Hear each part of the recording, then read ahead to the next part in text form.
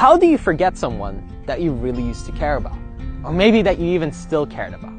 It's really tough because when you fall in love or when you have a relationship that really means a lot to you and it just doesn't go the way that you maybe wanted it to go and it's over, it's really tough to let go. It's really tough to finally move on. But here's what you need to know. If you don't move on and you keep holding on and you keep struggling mentally and thinking about them and worrying about everything that happened and how it's so bad and how they meant so much to you and how it's just all gone downhill and how you're never going to find anybody like this again, well, that's just going to keep you from actually experiencing something even better. You see, there's a relationship waiting for you. There's a person that wants to come into your life. But they can't come into your life when you're still obsessing and worrying about that old relationship. When you're always going around thinking and worrying and regretting and being depressed, it makes it really hard for someone new to experience the real you. You're walking around with a dark cloud over your head, and that doesn't make you very approachable. That doesn't seem very inviting. But here's what you gotta know. When things are good in our lives, we only see the good. We think, if things are great now, they're always going to be great. Oh, and I remember all those other times that everything has been great for me. But when they're bad, we say, oh, you know, everything is bad. It's always going to be bad. It's always been bad. Remember when I fell over and crushed my head on that rock? Well, here's the thing. After a down, there's always an up. And after an up, there's always a down. Get used to it. Accept it. Love it. That's life. That's the way things are. And we'd be fools to try to fight the stream. Instead, go with it. Know that if a relationship ended, that means a new one is on its way. But the more you resist and the more you try to keep swimming up the stream, the harder it is for the stream to take you to where you need to go. It's all coming to you.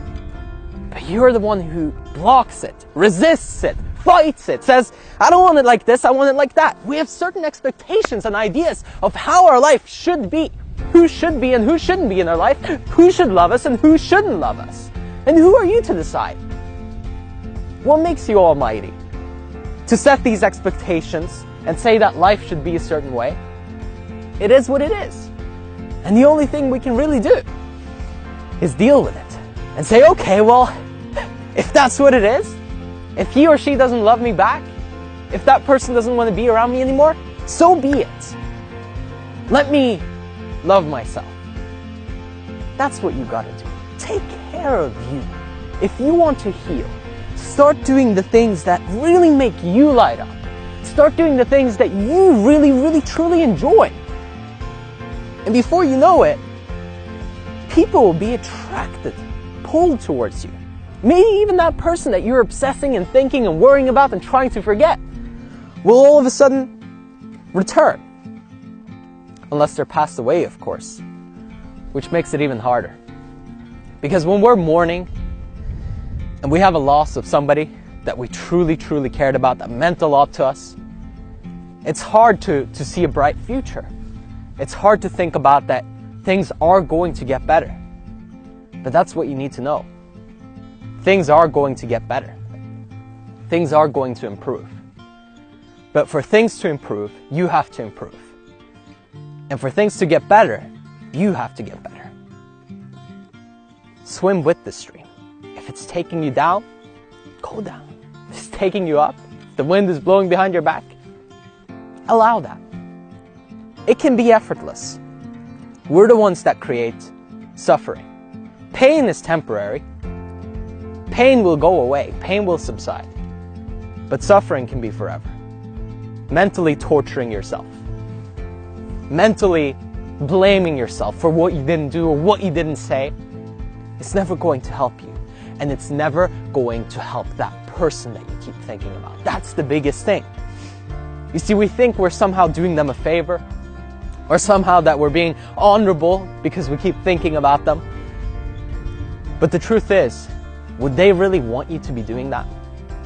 Or would they want you to experience your life fully? Go after your dream. Do the things that you love to do and meet new people. Because the bottom line is, if you can't enjoy your life, if you can't actually be happy, then that person wasn't going to fulfill you anyway. You might think that, oh, when they were in my life, everything was perfect. But the truth is, that's just your brain romanticizing, fantasizing, making up stories. Because our brains are built to conserve energy. We try to minimize effort and maximize results. So if you can get away with laying on the couch and worrying and thinking about this person all day, then you will. But if you give yourself a challenge and you say, hey, you know what, today I'm going to go out there, I'm going to try this thing. Or, oh, I'm going to do this hobby that I really enjoy. I'm going to meet some new people. Guess what? Your brain is forced into action. And you know what that will create? Opportunity upon opportunity upon opportunity. And it will create a better life, a life where you don't have to think and keep worrying and keep being stuck on this person that you have to forget.